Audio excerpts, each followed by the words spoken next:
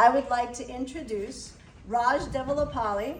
He holds multiple degrees, including his bachelor's and master's degree in pharmacy from India, a master's in industrial pharmacy from Brooklyn College of Pharmacy, LIU, and an MBA in pharmaceutical studies from FDU in New Jersey, and he's also a licensed pharmacist in New Jersey. He's an accomplished pharmaceutical professional with over 25 years of experience in product development, manufacturing, regulatory compliance, the co-founder and partner in multiple pharmaceutical ventures, including Recon Pharma, Mira Pharma, Ingenus Pharmaceuticals, Avixa Pharmaceuticals, and he's currently serving as the president and manufacturing at Ingenus, which I don't know if I'm saying right, Pharmaceuticals, a company with an FDA and DEA approved facility. And he offers senior advisory services to startups in the pharma and healthcare sectors. He's also a seasoned entrepreneur, life coach, and author of Simple Lives and Simple Thoughts, which we shared the audio book with you. So on behalf of the students here at LIU and the faculty, I listened to your book. Thank you so much for sharing that. We greatly appreciate you. And again, round of applause.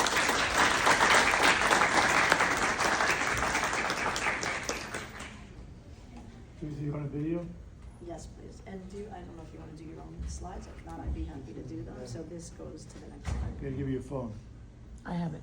Oh, you have it. Oh, you already doing it. Okay. Is your mics okay? Yes. Okay. Yes. Hello, guys. Can you guys hear me? Yes. Loud and clear? Yes. Awesome. Thank you very much, Tracy, and I'd like to thank Eileen. Eileen's been in touch with me for several months now, and we were talking about,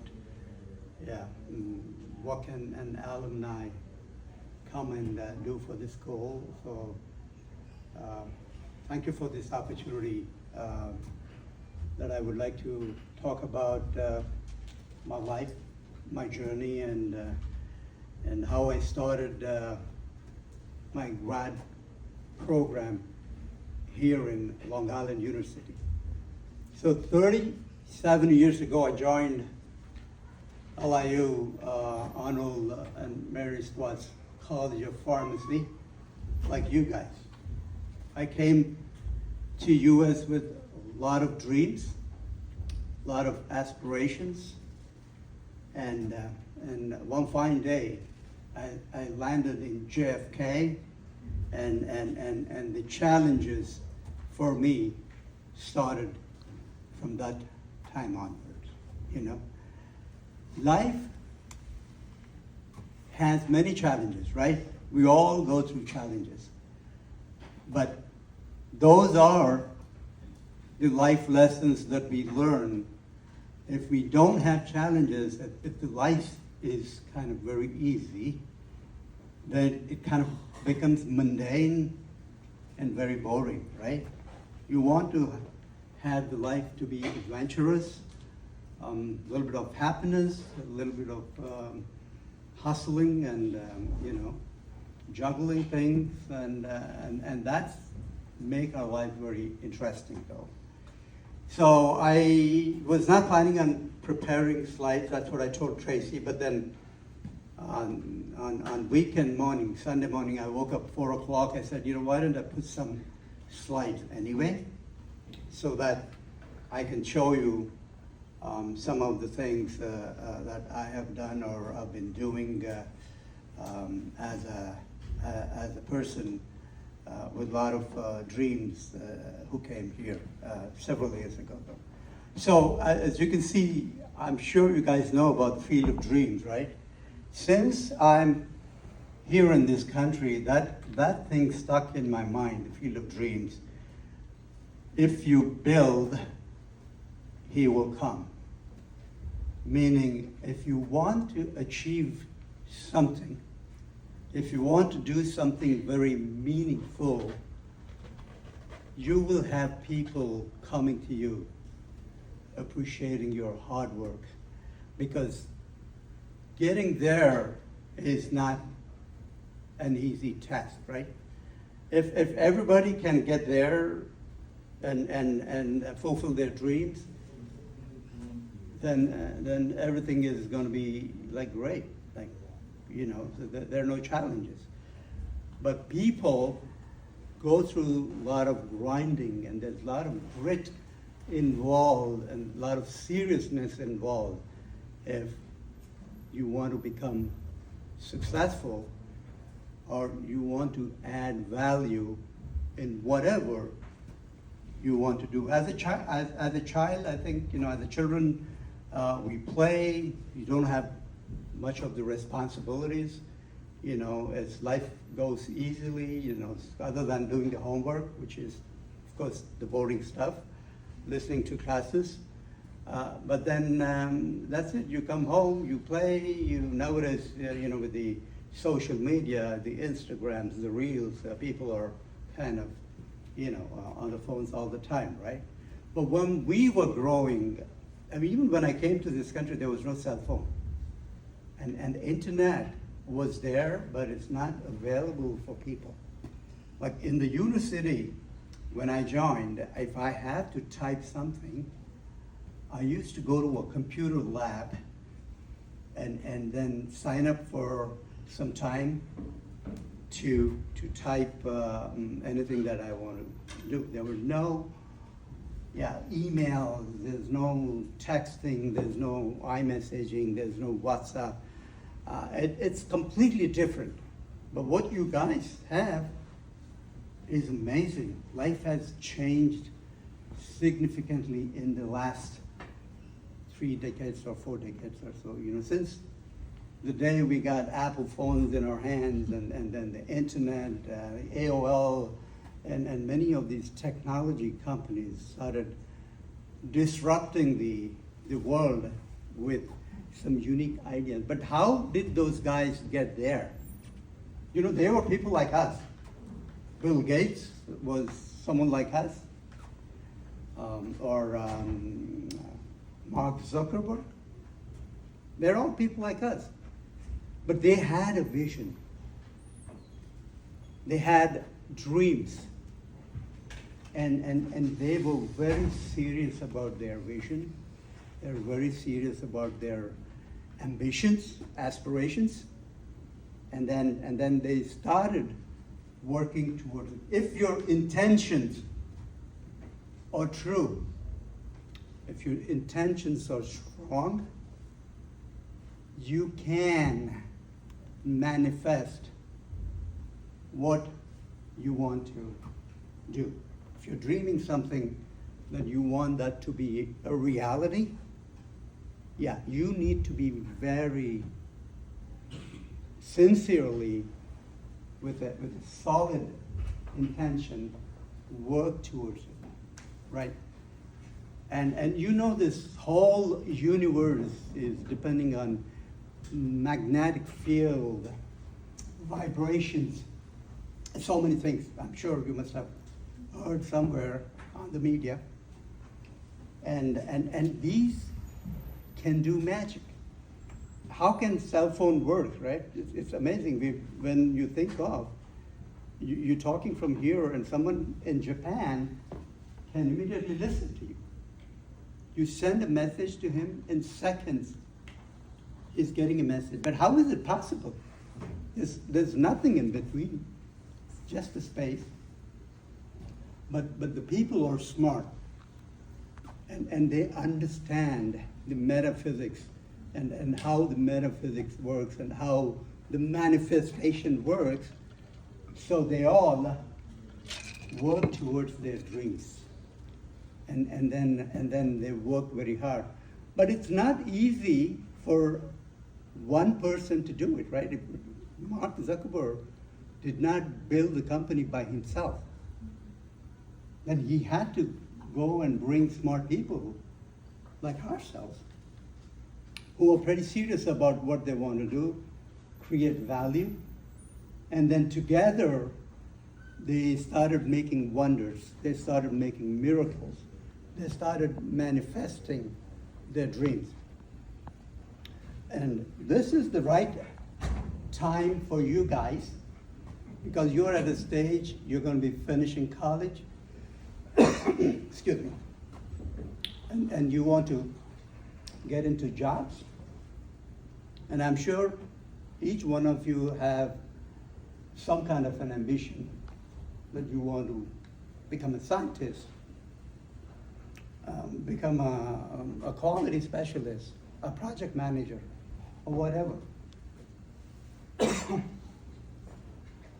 So the journey starts from here. So you have to make sure what you want to do. And there is so much of information that is available on the social media. Excuse me, sorry. There's good information, there's garbage, and you have to make a choice. You want to pick up the good information, or you want to carry garbage from place to place. And those are the people, they're going to become useless. So you need to pick up the right stuff from the information that is available, and you screen that, and then take some, and then run with it. So that's all the life is all about, you know.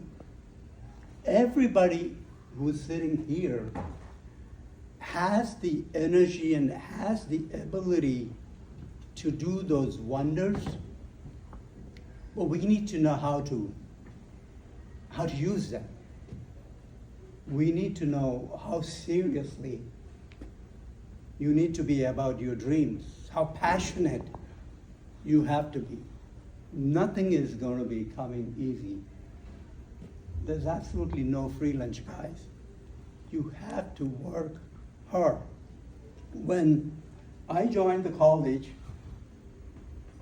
prior to coming here, my parents were taking care of me. I had nothing to worry about. My money, my pocket money, my gas, my restaurants, my books, everything my dad took care of it, right? I never had to work. And I came here at the age of 26. So from a stage of being a dependent to becoming independent took a lot of courage for me, because I'm not used to working. I never had to. We used to have servants taking care of things in our house. They would cook, they would do the laundry, you know, they would do anything. We would never do anything, right? But here, I realized the day I landed, I realized that I'm going to be alone here. I left my parents, I left my dad. So then it started kicking me. And this is the reality, right? No one's going to help me here. I have to help myself. So I came, I joined the college, and I was looking for opportunities to help to become a grad assistant and see if I can help the school so that they can pay my tuition, things like that, because I didn't want to depend on my dad's money. My dad did give me money, by the way. He gave me $15,000 37 years ago, which is a lot of money. Okay, the money was there. But I went to the bursar and I requested, can I get a tuition waiver for 2 weeks? They agreed, you know. That's the best thing about US and the colleges here. They would give you, or they would accommodate your request, right? So I had 2 weeks to find something to support myself, or end up spending my dad's money, right? So go back and become a dependent again. So, and that was the time I started working and hustling and going and talking to each department chairperson or department directors. Yeah, can I work for your department, right?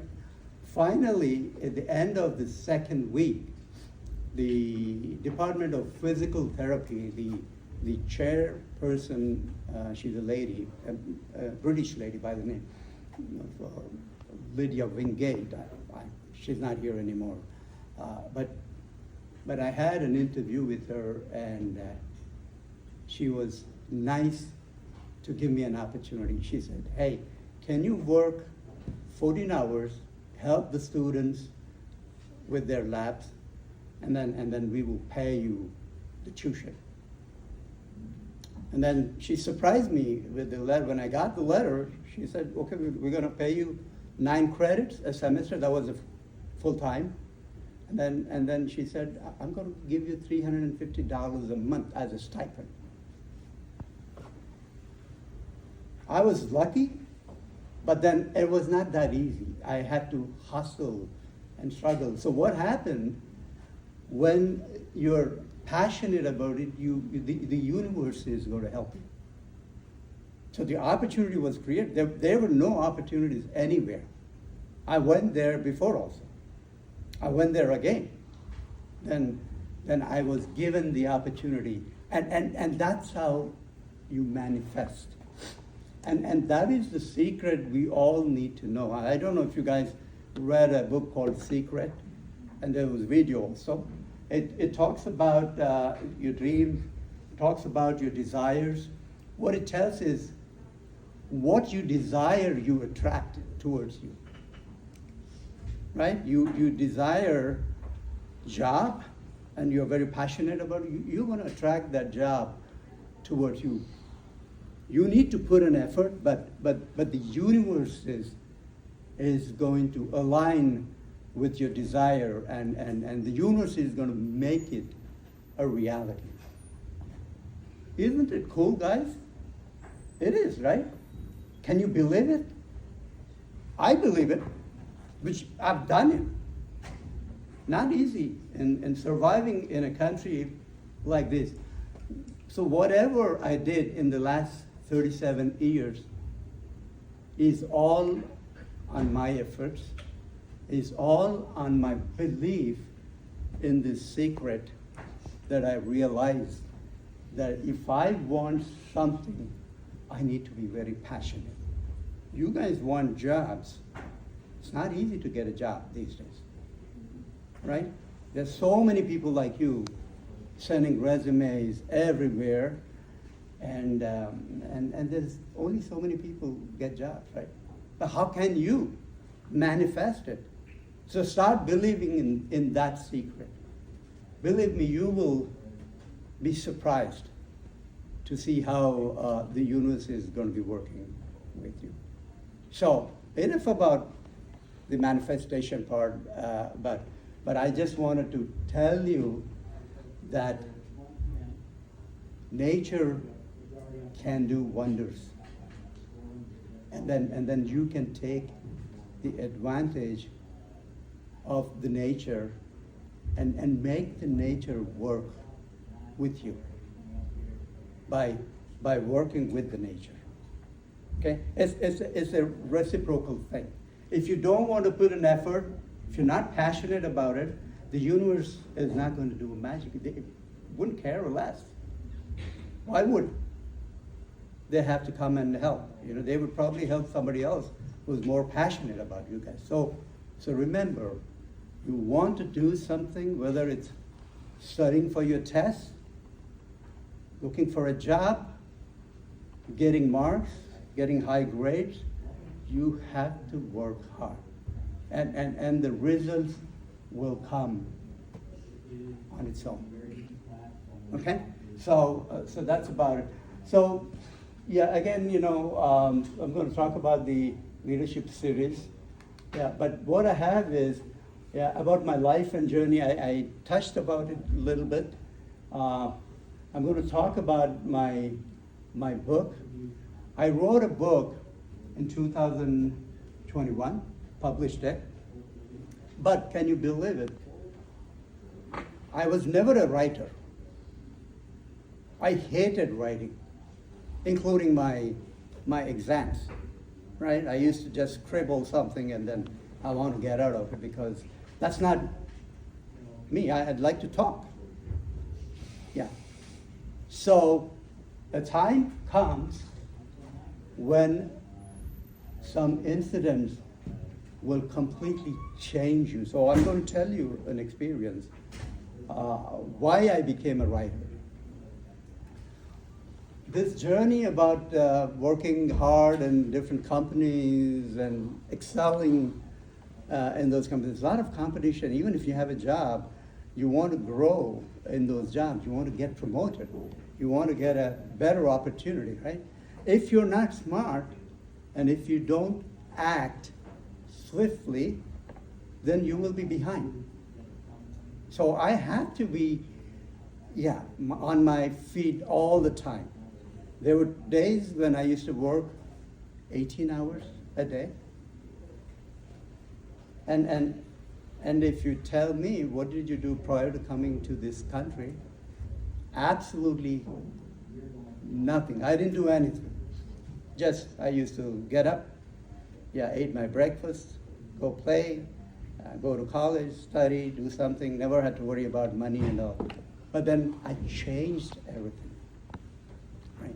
So when you do that, when you're thinking so much, and then if you don't know how to manage stress, it's going to be stressful, right? We all need to go, every time exams come, how many of you guys stress out that you have to write an exam tomorrow and you want to get good grades and you won't be able to sleep, right? Because you don't know, some people fear tests because they don't have confidence that they will do it good. Yeah, but then you go through the stress. So the next one is the mindfulness, right? So that is something I'm going to talk about it, but let me come back to the book again. So in 2017, because of the business, because of the stress, I had a cardiac issue, 2017. And that was a pretty serious one. Unfortunately, I ended up in the hospital. I went to Germany. I was in the airport walking and I could feel a little tightness in my chest and all. Then I came back. I had to move my daughter to Los Angeles because she was moving to Los Angeles. I thought I would go to my cardiologist, then I postponed it until I settled her and I came back. It was late and I went to the cardiologist. She did a stress test and she said, Raj, we need to take you to the hospital right now. I don't know how you are walking because it's pretty serious. They took me to the hospital, they did an angio. They found all kinds of blocks in my artery, diffused, right? So they did a stunt for me and they said, we have to clean up your arteries. We can't do it now. So take a rest. They moved me into another hospital, and then they said you will end up with 11 more stents in the heart because there was no possibility of a bypass. So that the survival chances were pretty minimal, right? So the next day came and they did a procedure called rotoablation. I don't know if you know rotoablation. What they do is when they do the angiogram, they send a blade kind of a thing which revolves 1,500 to 2,000 RPMs. So fast, right? So as they're taking the thing into the arteries, you can go on, check on the YouTube, they will show you the procedure.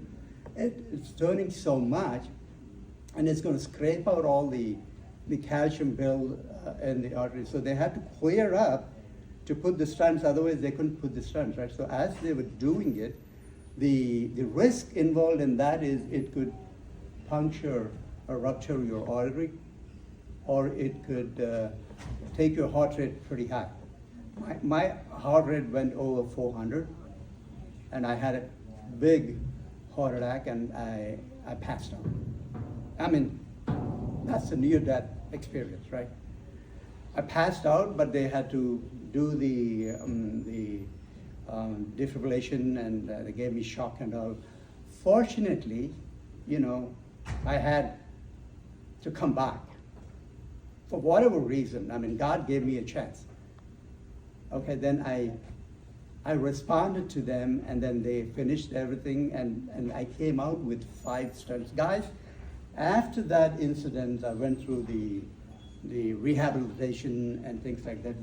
I completely changed myself now. It's a total transformation. And that's when I used to get up in the morning, I used to get these thoughts, right?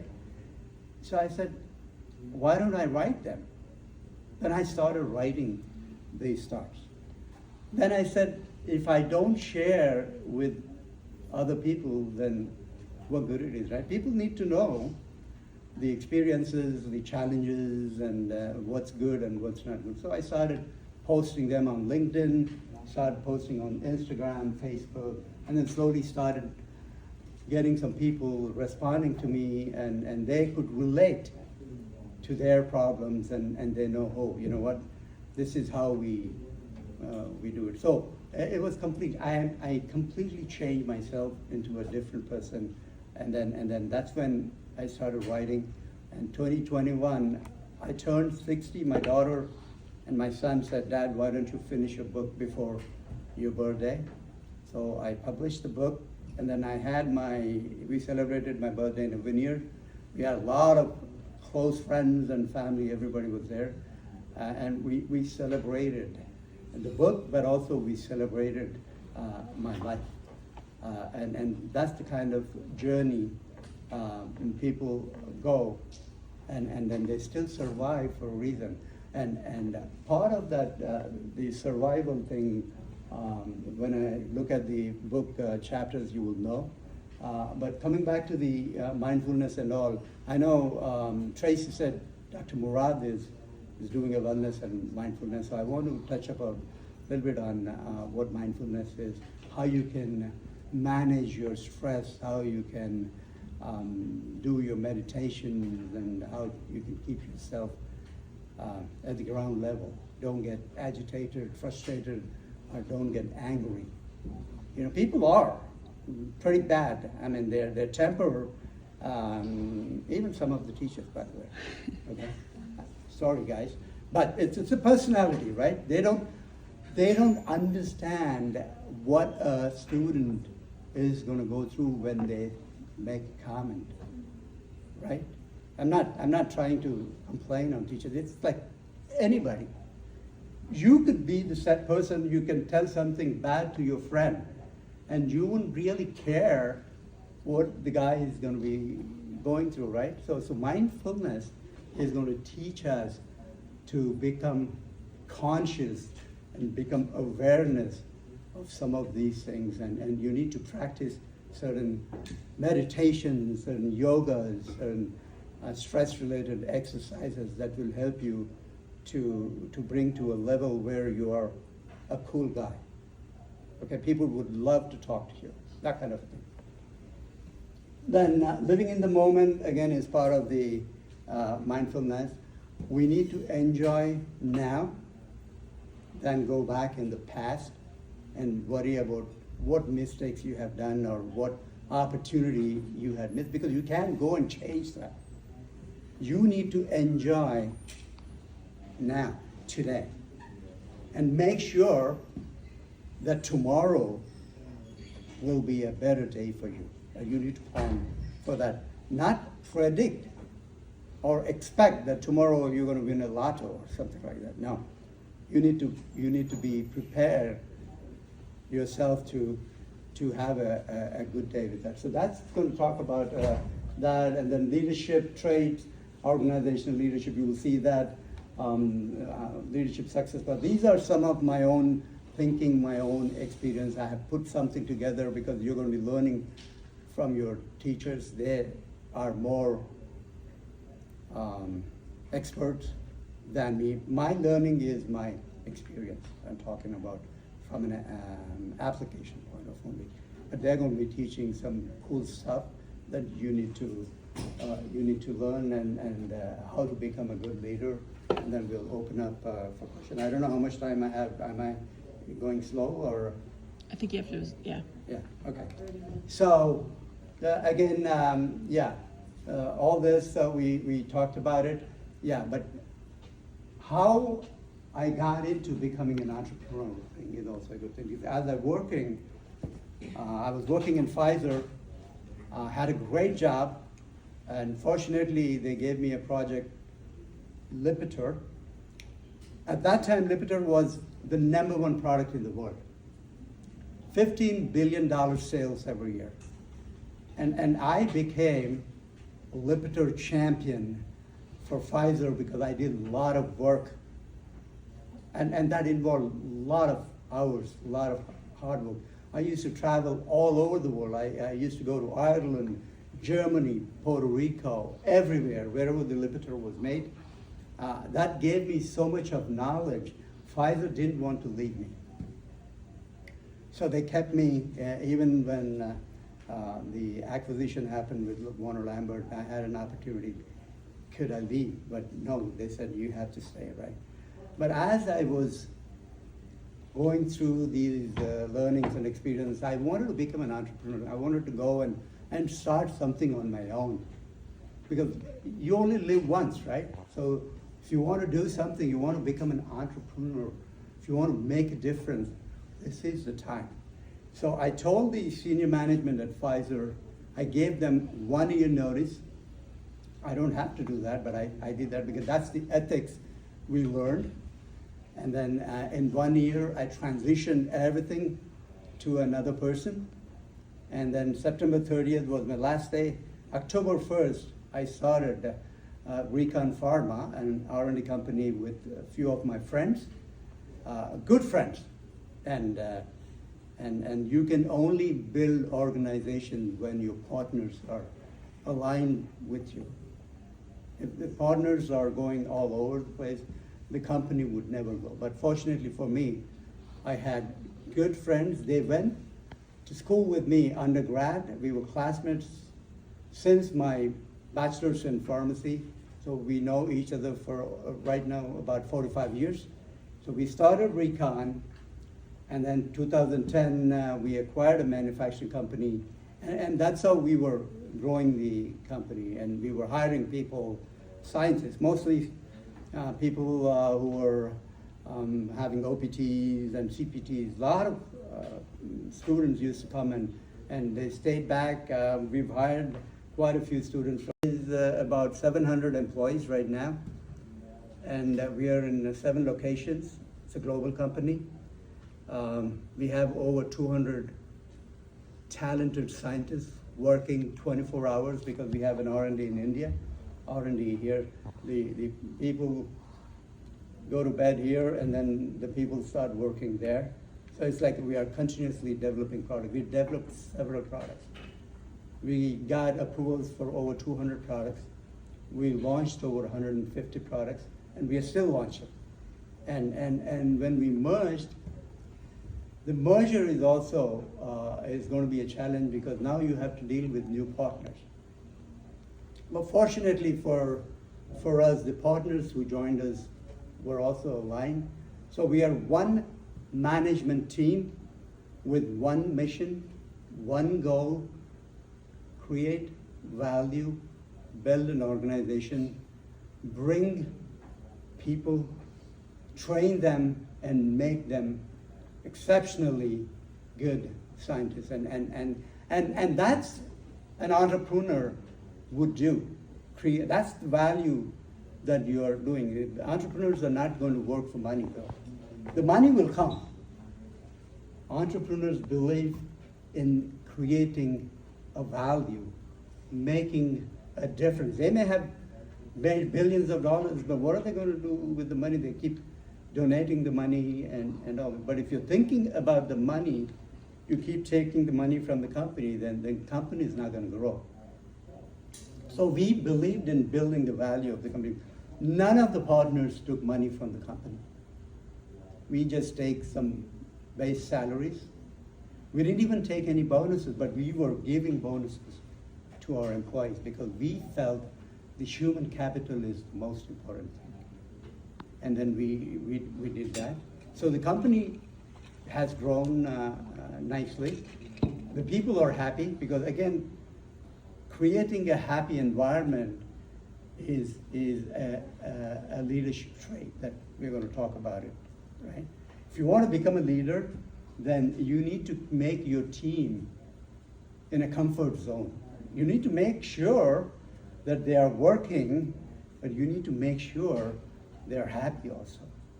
And that's being a good leader. And that's what we've been doing. And well, you know, we talked about this. Again, guys, there's an audio book on YouTube which was shared with you guys. I suggest listen to that. You will feel that there is value in the book. Unless I never went and promoted the book, by the way, because I don't believe, I am not into make money. I kept giving the books for free, sharing the audiobook for free. On Spotify, it's $20, but I don't want people to buy it because I'm not interested in the money that I am going to make out of it. So I never promoted it. But it has to be recognized that people listen and then they talk to other people, and that's how people started listening. But I did get a good feedback from different people. Talks about self-realization, mindfulness, talks about happiness and blissfulness, talks about relationships and forgiveness. Relationships is everywhere, right? Could be a friend, could be a family, it could be customers, vendors, and you need to build a relationship which is very hard because there's got to be a lot of trust involved in that, and the only way you can build a relationship is if you know how to listen to the other side of the story. A lot of times we only tell our stories, we don't want to listen to the other side, right? But if you're listening to the other's perspective, respecting that, and accept whatever is coming your way, then there is absolutely no issues. You can build a solid relationship. Forgiveness is the most blessing thing anybody can do. If someone is bothering you, just ignore it. Forgive them. Forgive and forget. That's the best thing you can do because they will bother you and they will go and they're bothering somebody else. But now you're upset, you're sensitive about it, why this person is bothering me, and you're going to get frustrated and angry. But just imagine if you forgive them, that maybe they're ignorant people. Maybe they don't deserve to be your friend. Delete them, ignore them. So that's forgiveness. And gratitude and forgiveness and being thankfulness are the most important things. And that comes under the art of life. That's how you lead a very happy life. Not talking about the mindfulness again, it's all about metaphysics and vibrations and all. One thing I can tell, if people who are vibrating at a lower frequency, and those are the people that are attracting negativity, they're attracting bad people, because where you vibrate or how you vibrate, you're going to attract the same vibrating people though. So you need to elevate and enlighten yourself, right? So you need to raise your frequency level. If you're going up, then you are going to be a happy camper, very peaceful, stress-free, all the time happiness and blissful. You're always helping people, you're always forgiving people. And that's mindfulness as far as I'm concerned. And you can do a lot of breathing exercises, you can do a lot of meditation, you can walk, you can do some exercise, but this is very important for people to be happy in their life and build their relationship. People will come to you. Enjoying the presence again, you know, I always post on LinkedIn, so I don't know if somebody may have. I do this every day for people to know. This is about living in the moment, living in the present, because life is like a bubble, as far as I'm concerned. And it's beautiful when the bubble is floating around, like kids would run after that.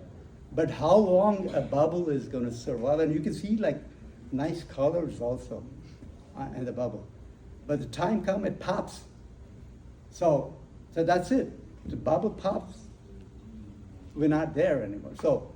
So enjoy now than postponing something for tomorrow, because we don't even know tomorrow we're going to wake up or not, right? So living in the present is absolutely the best thing anybody can do. Again, this is going to be relating to your mindfulness. Leadership traits, we're going to talk about mission, vision, intelligence, being inquisitive, inclusivity, emotional, and all that. If you want to become a leader, there's got to be a purpose, right? A leader has to have a purpose, and he needs to have a vision and a mission, and he needs to be working towards it, and make sure he coaches his team to walk with the same purpose. And it's very hard to manage people because people would go all over the places. But a good leader can keep his team focused because they're all working towards the goal, but they're all working together. And the leader is also going to be working with the team. And leader is always staying in the back. A true leader is always staying in the back, and he's letting his people do the job, motivate them, and mentor them, because the people should be credited. The leader should not be getting credited. The leader is a leader, right? But who's actually doing the job? The people are actually following the goals and ambitions, and they're the ones who should be credited. And he always appreciates people. He always recognizes people. And that's the kind of leadership you guys need to learn. And always there's something, nowadays people talk about emotional leadership, sensitive, situational leadership. You know, people apply those things. You know, sometimes people may be reporting to you, and one person is actually needs some direction, some guidance. If you don't give him a guidance, then where is he going to go? If he doesn't know the objective, where is he going to go? So as a leader, the leader would walk him until he understands the purpose, and then he's going to leave him on his own. Okay, this is called directive leadership. And sometimes if somebody is smart, you let them go on their own. And they do the job by themselves, being independent, and they take the responsibility, and they are going to be accountable for that. And leader is always there behind, coaching them and guiding them. So that's the leadership. And leaders always give feedback, because feedback is very important. You want to know how you're doing. If a leader is not giving a feedback, then how would you know how you're doing, right? So a good leader is always going to be a good critic. He's going to be very candid about your performance. He's going to tell you you're doing good or you need some improvement. But there is a way to communicate with the team. You can't be rude with him. You can't say, hey, you don't know what you're doing. That's not how you tell them. You need to tell them that, hey, you're doing good, but I think you can still improve. Because everybody needs improvement. Even a leader needs improvement. And Tracy said it. I mean, you have to learn every day. Okay? A leader clones many leaders, right? A leader is not just going to be a leader and then he's going to end the chapter. He needs to coach the next leaders. And that's what I think the school is doing. You need many leaders in this country to make U.S. great again. MAGA, Trump is talking about making America great again. America needs good leaders. And how can you all become good leaders? 20 years from now, if we look at all of you guys may be VPs, or maybe you guys may be a CEO or owners doing well and helping communities, helping people. But you are made to do that with some help from the university. And whoever you're going to be working with, they're going to be, a good leader is always going to coach you, mentor you, and do all that, okay? He's going to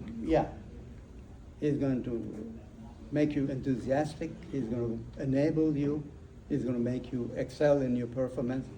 So that's the leadership trait is all about. In the organization, again, if a company has to grow and succeed and recognize as a good company, what are certain criteria people are going to look at it, right? Is the company successful? Is the leadership team sensitive about their employees? Do they respect their employees? Is it a happy place to go and work, right? A lot of times they do a survey and then every year they say, hey, Google is the best place to work, or Facebook is Meta is the best place to work. And there could be some other companies like Tesla, he's going to push them so hard, some people get burned out and things like that. So organizationally, if you want to build good organization, you need to bring good leaders, and you need to train the employees to become good leaders again. So a leader would always clone a leader, and accountability, loyalty, performance creates good employees. So even for employees also, there is always a responsibility for you to become an employee.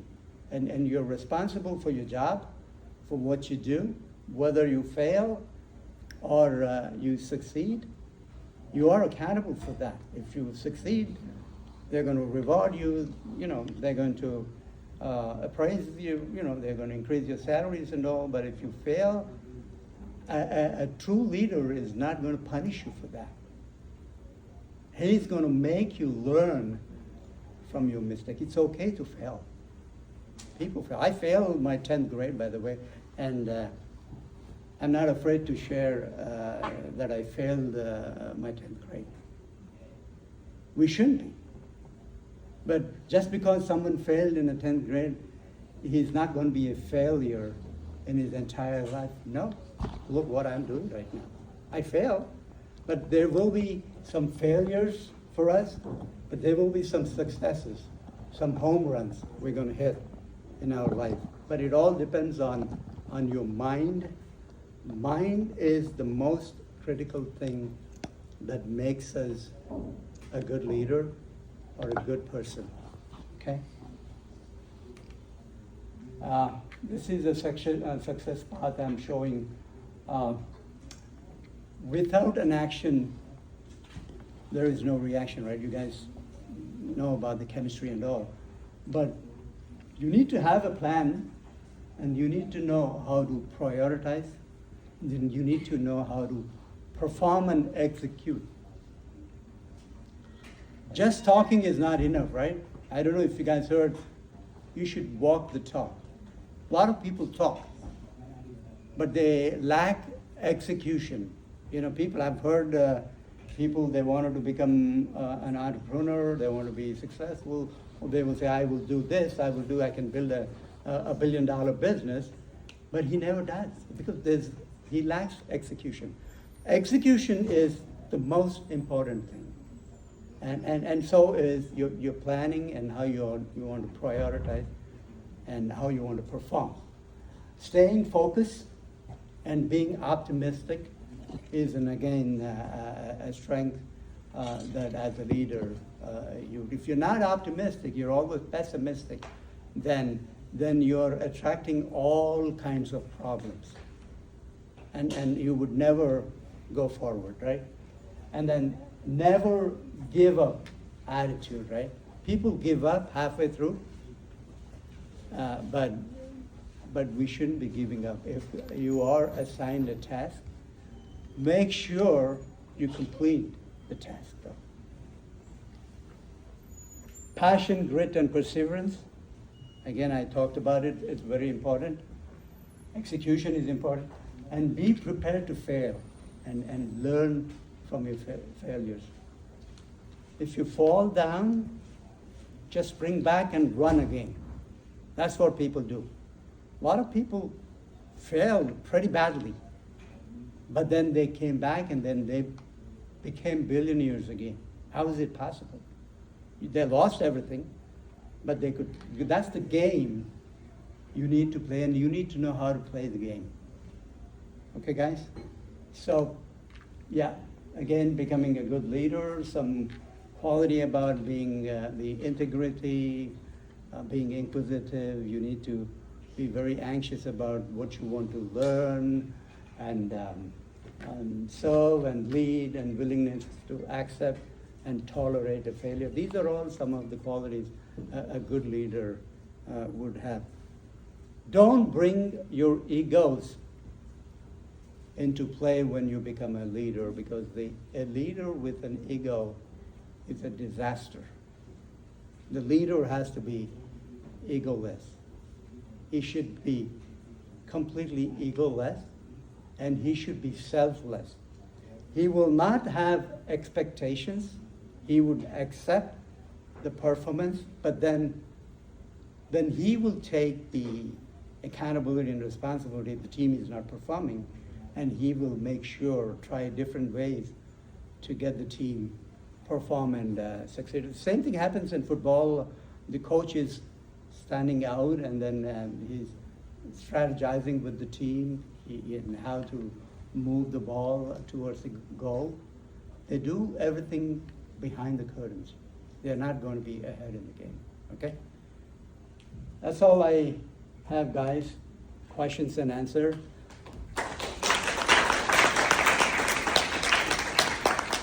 I hope I didn't make you guys sleep. I think some of you guys were a little drowsy, but it's okay. It's after lunch time. Okay? Huh? So after lunch, everybody gets a little Okay. drowsy. So I hope you guys learned something from what I shared. So I'm going to wish you all the best. Okay, do well in your college, do well in your careers, pick the right careers, and do well wherever you go. Always believe in creating value.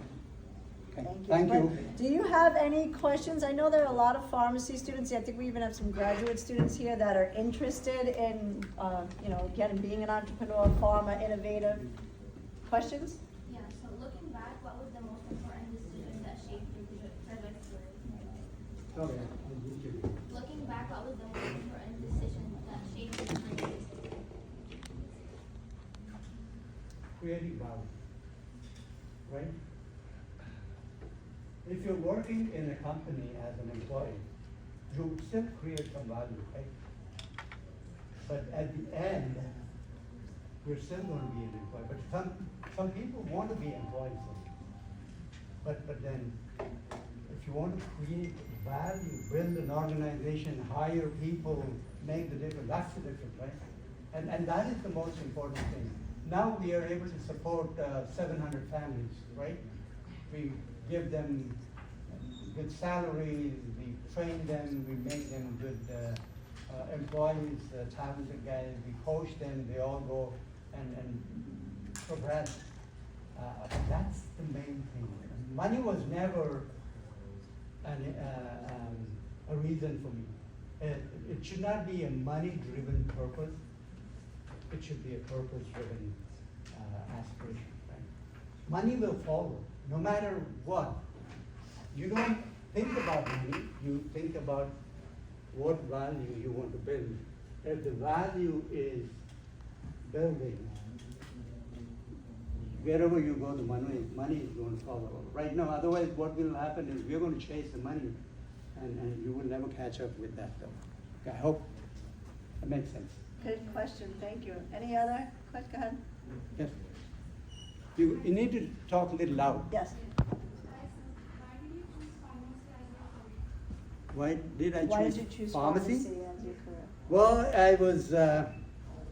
I was forced by the destiny to choose. This was not my choice, actually. I wanted to become a doctor. Okay, so I went through in India. You guys know, entrance exams and all.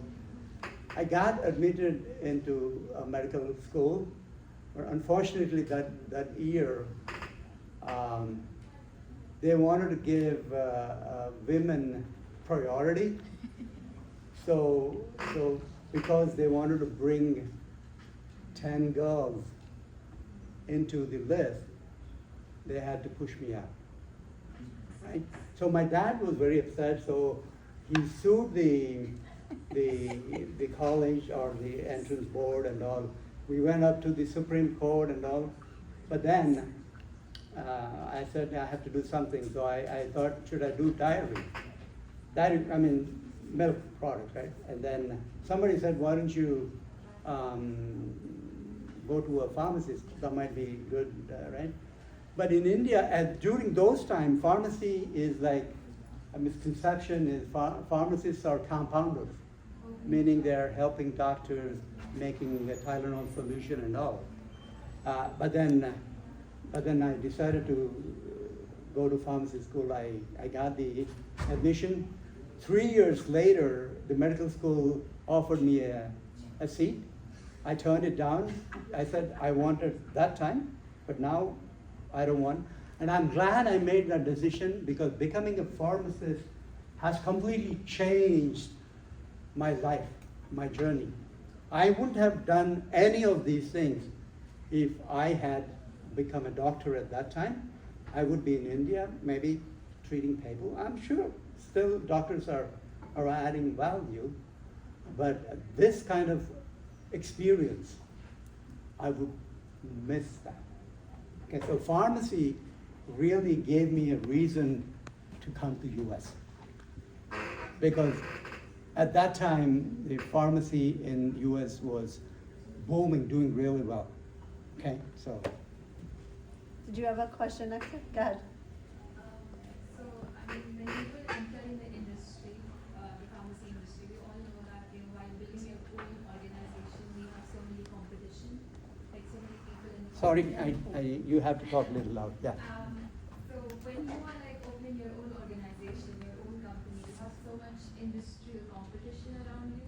So while entering the industry, how difficult was the journey to like co-found your own entire, company?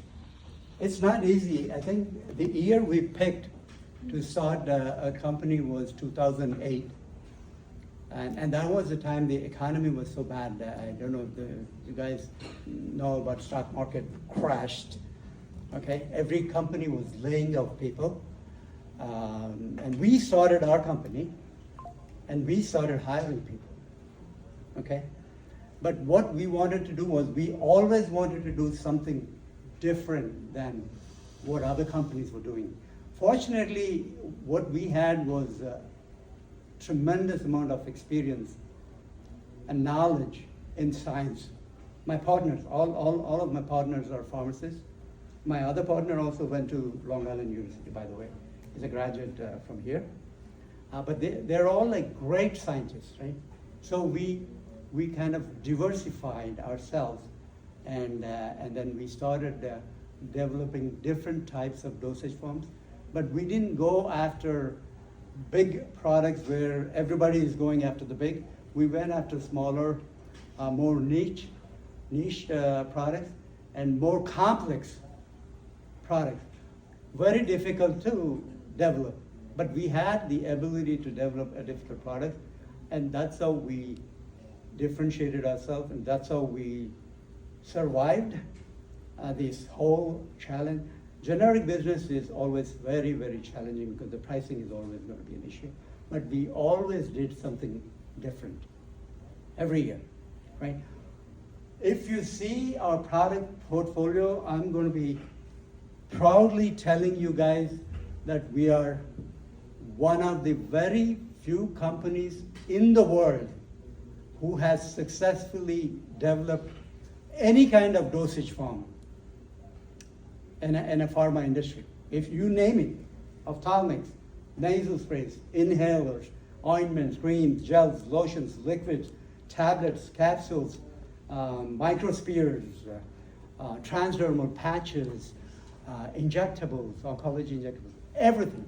We have every product that is a type of dosage form, we made it.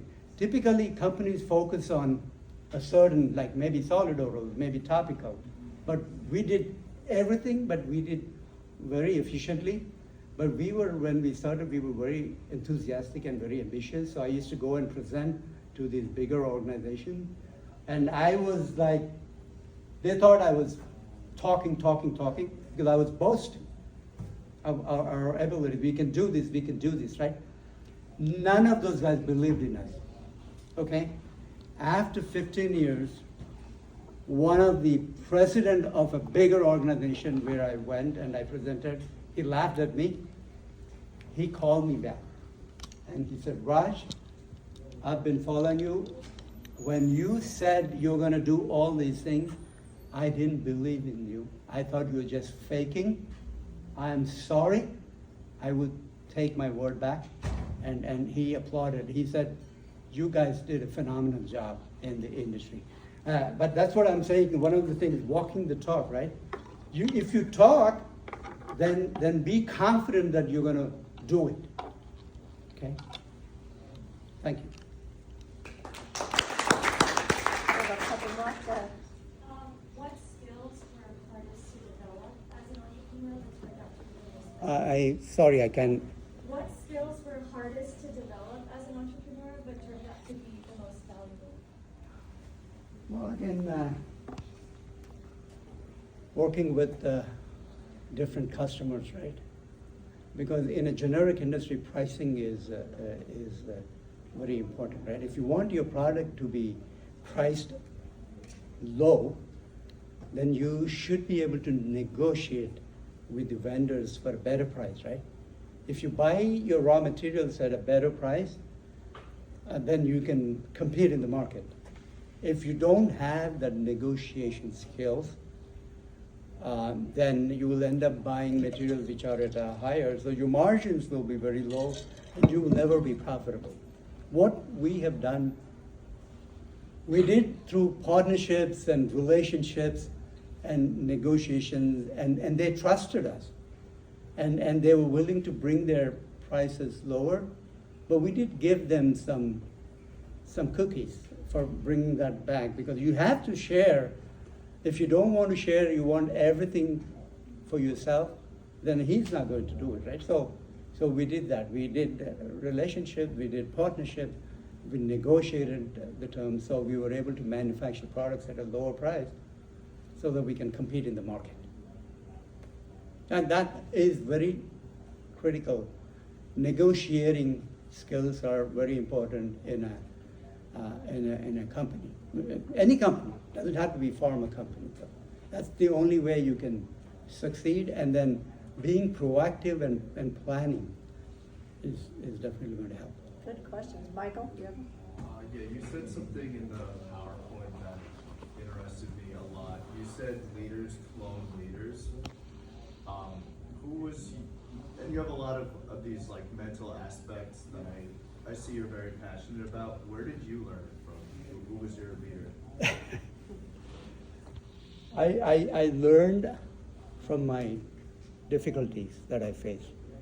I worked for some of the toughest bosses. They gave me a lot of rough time. So sometimes those challenges will teach you lessons, right? But then again, you will have someone that you would look up to. My dad was a role model for me, and I probably got his genes, okay? And he did the same thing when he was growing up, did something different, very confident and all that.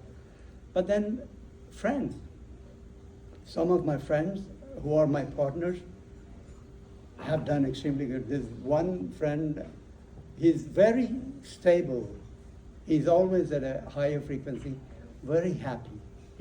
No matter what you do, you cannot make him get upset, right? I learned some things from him also.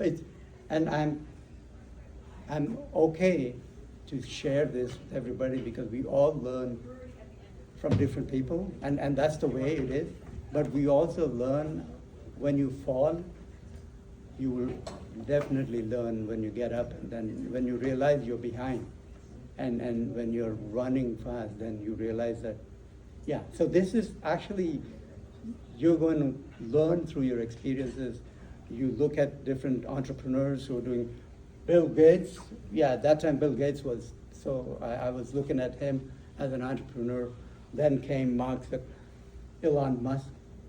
He has done different things, Steve Jobs, different. Those are all like mentors, Warren Buffett. I listen to those audiobooks and I see what they have done. But every leader has a different way of doing things. It's not the same recipe. Everybody has a different recipe, but you need to know what kind of ingredients you put in so that it turns out to be a good dish. Yeah, okay? Thank you. Thank you. All right. Well, thank you very much, guys. Thank you very much. And just before everybody leaves,